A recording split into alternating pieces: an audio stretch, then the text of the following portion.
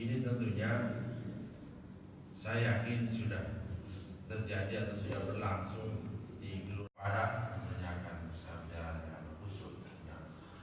Karena hadis Allahu la yu'minu wallahu la yu'minu wallahu la yu'minu ila wa may Rasulullah qala alladzi la ya'manu jarhu wa ba'iyah.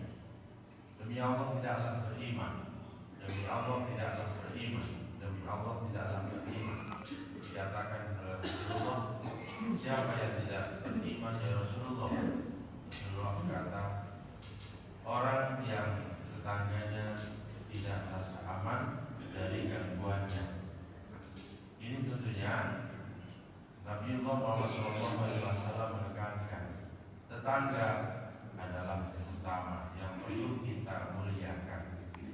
Hormati para ulama, para kiai, ustaz, bapak ibu sekalian, jamaah salat subuh yang mudah-mudahan sama-sama dirahmati Allah Subhanahu wa taala. Alhamdulillahirabbil alamin. Wassalatu wassalamu ala asyrofil anbiya'i wal mursalin sayyidina wa maulana Muhammadin wa ala alihi wa sahbihi ajma'in, amma ba'du.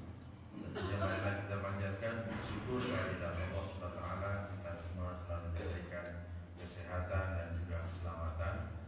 Salam serta selawat marilah kita curahkan pada Nabiullah Muhammad SAW.